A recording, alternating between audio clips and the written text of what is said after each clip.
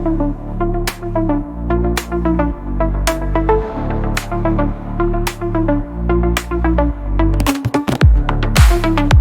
coders, සාදරයෙන් ආදරයෙන් පිළිගන්නවා JavaScript tutorial series එකේ දෙවැනි වීඩියෝ එකට.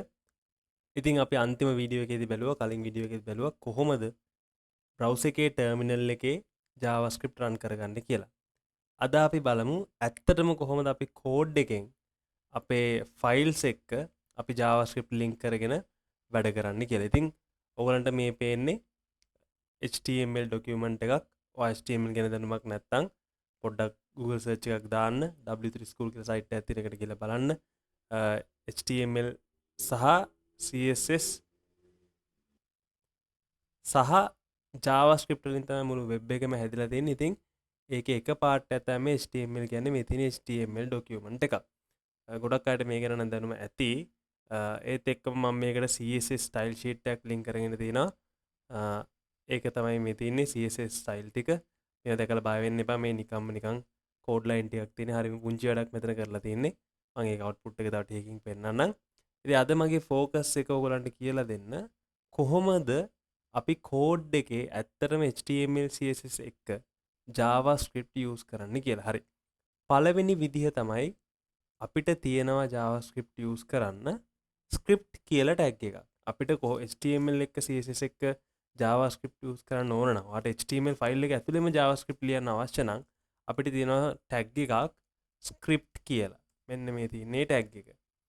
ඉතින් script tag එක ඇතුලේ අපිට JavaScript ලියන්න පුළුවන්. හරි දැන් මම පුංචි කෝඩ් ටිකක් ලියනවා. මේක ගැන ඔයාලට වැටහීමක් නැති වෙන්න පුළුවන්. ඔයාලට තේරුමක් නැති වෙන්න පුළුවන්. නමුත් අපි බලාගෙන ඉමු මොකද වෙන්නේ කියලා. හරි. මම කලින් වීඩියෝ එකේ කරා වගේම මම let කියලා variable එකක් define කරනවා. ඒ variable එකේ නම තමයි js. මම ඒකේ ලියනවා string එකක් විදියට වචනයක් මම ලියනවා JavaScript. හොඳයි කියලා.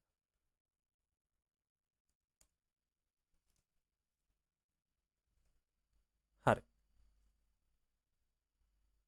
ඊට පස්සේ මම කියනවා console එකේ මේක පෙන්වන්න කියලා. කොහෙද console එක කියන්නේ browser එකේ web browser එකේ console එකේ මේක පෙන්වන්න කියලා. මම කියනවා. එහෙම කියන්නේ කොහොමද? මම කියනවා console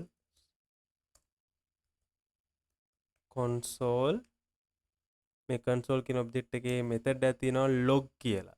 අපි මේවා ගැන ඉස්සරහට කතා කරමු මොනවද මේ console.log කියන්නේ කියලා. මම මෙතන කියනවා js කියන එක පෙන්වන්න කියලා. හරි. මම මේ කිව්වේ මොකද්ද කියලා මම පෙන්වන්න. හරි. ඉතින් මම මෙන්න මේ වෙබ් පේජ් එක රන් කරගන්න යන්නේ. මම රන් කරගෙන තියන්නේ ඇත්තටම මම පාවිච්චි කරන IDE එක VS Code. ඔයා වෙන එකක් පාවිච්චි කරන වෙන්න පුළුවන්. Notepad එකේ වුණත් ඔයාලට මේ වැඩේ කරන්න පුළුවන්. හැබැයි මමට VS Code වලදී ස්පෙෂල් දෙයක් කරන්න පුළුවන්. මට code එක කෙලින්ම live preview කරගන්න පුළුවන් extension එකක් තියෙනවා. මෙතන extensions tab එකට ගිහිල්ලා ඔයා මෙතන search කරොත් live server කියලා මෙන්න මේ extension එක දාගත්තොත් මේ live server කියන extension එක දාගත්තොත් ඔයාලට liveම preview එක බලන්න පුළුවන්. ඔයාලට මෙතන install කියලා පෙන්නයි. ඔයා ඒක install කරගන්න. install කරලා ඉවරනට පස්සේ ඔයාලට මෙන්න මේ වගේ මෙතන යටින් පෙන්නනවා මේ go live කියලා icon-යක් පෙන්නනවා. හරිද? අන්න ඒ go live කියන එක click කරාට පස්සේ ඔයාගේ website එක browser එකෙන් නිකම්ම open වෙනවා. හරි. අපි දැන් console log එකක් දැම්මනේ. අපි බලමු මේක මොකද වෙලා තියෙන්නේ කියලා. හරි. මෙන්න මේ console එකේ වාට පේනවා දැන් JavaScript හොඳයි කියලා ඇවිල්ලා තියෙනවා. හරි. ඒ කියන්නේ අපි ලියපු code line එක වැඩ කරලා තියෙනවා. හරි. පළවෙනි ප්‍රශ්නේ තමයි මට එන කොහොමද මේ console. කියන log එක මේක තියෙන්නේ මගේ code එක ඇතුළේනේ. මේක කොහොමද මේ web browser එකේ පේන්න ගත්තේ? හරි. ඒකට හේතුව තමයි මේ console කියලා වඩ පෙන්නන මෙතන තියෙන එකක්. හරි. ඒක මම මෙතන JavaScript වලින් ගෙන්නගෙන තියෙනවා මෙන්න මේ console කියන එකේ. මේක object එකක්. මේක ලොකු කතන්දරයක් තියෙනවා. දැනට මෙහෙම මතක තියාගන්නකො මම මේ කියලා තින්නේ console එකට මම කියලා තියෙනවා මෙන්න මේක log කරන්න කියන්නේ ලියන්න. console එකට ලියන්න මෙන්න මේ variable එකේ තියෙන වැලියු එක. මම මේ JavaScript කියලා තියෙනවා මෙන්න මේ වැලියු එක අරගෙන browser එකේ console එකේ ලියන්න කියලා. ඉතින් මම මේක කිව්ව නිසා එයා මට ඒක කරලා දුන්නා. මෙන්න console එකට ඇවිල්ලා තියෙනවා JavaScript හොඳයි කියලා. හරි. ඔය එක විදියක්. ඉතින් මේ විදියට අපිට HTML document එක ඇතුළෙම JavaScript run කරගන්න පුළුවන්. හැබැයි අපි software engineers ලා විදියට software developers ලා විදියට මේක වැඩිය පාවිච්චි කරන්නේ නැහැ. ඇත්තටම අපි කරන්නේ JavaScript වලට වෙනම ෆයිල් එකක් මේන්ටේන් කරගෙන යනවා. සමහරවිට ෆයිල්ස් ගොඩක් මේන්ටේන් කරගෙන යනවා. හරි. එහෙම කරන්න නම් අපිට තියෙන්න ඕනේ ෆයිල් එකක්. මම ඉන්නේ මේ ෆෝල්ඩර් එක JS tutorials කියන ෆෝල්ඩර් එක ඇතුලේ. මම ඒක ඇතුලේම අලුත් ෆයිල් එකක් හදනවා. script.js කියලා. මේකට ඔයාට කැමති නමක් දෙන්න පුළුවන් අන්තිමට .js එක. හරිද? මම දෙනවා script.js කියලා. හරි.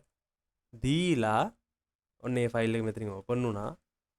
මම මේක ඇතුලේ තියෙන මේ ටිකම ගලවගෙන ගිහිල්ලා කට් කරලා control x කරලා මම කට් කරේ control එක x එකයි එක්ක. නැත්නම් ඔයාට මේම ඔක්කොම select කරලා right click කරලා කට් කරන්නත් පුළුවන්. මම කට් කරලා මෙතනට paste කරනවා. හරි. paste කරලා ඉවරලා දැන් අපි ගිහිල්ලා බලමු වැඩ කරනවද කියලා. දැන් අපි රීලෝඩ් කරොත් මුකුත් නෑ JavaScript හොඳයි කියලා අපිට console එකේ පේන්නේ නෑ. මොකද්ද හේතුව? හේතුව තමයි දැන් මේ script කියන tag එක ඇතුලේ මුකුත් නෑ. දැන් HTML දන්නේ නෑ JavaScript තියෙනවද නැද්ද කියලාවත්. හරිනේ? මම කියන්න ඕනේ HTML ට මෙන්න මෙහෙම JavaScript කියලා ෆයිල් එකක් තියෙනවා. ඔයා ඒක මේකට දාගන්න. දාගෙන මට වැඩේ කරලා දෙන්න කියලා. ඒක කියන්නේ අපි script tag එකෙන්ම තමයි. script tag එකට අපි එතකොට attribute tag දෙනවා src කියලා. src කියන්නේ source කියන එක මූලාශ්‍රය. HTML මෙන්න මෙතනින් හොයාගන්න මෙතනින් කියව ගන්න JavaScript ෆයිල් එක කියලා තමයි මේ කියන්නේ. මේ එකම ෆෝල්ඩර් එක ඇතුලේ නේ තියෙන්නේ දැන්. මම ඉන්නේ තනි ෆෝල්ඩර් එකක් ඇතුලේනේ. මම මේ ෆෝල්ඩර් HTML ෆයිල් එක තියෙන ෆෝල්ඩර් එක ඇතුලේම තමයි JavaScript ෆයිල් එකක් තියෙන්නේ. ඒ හින්දා මම නිකම්ම දෙනවා script.js කියලා. හරි.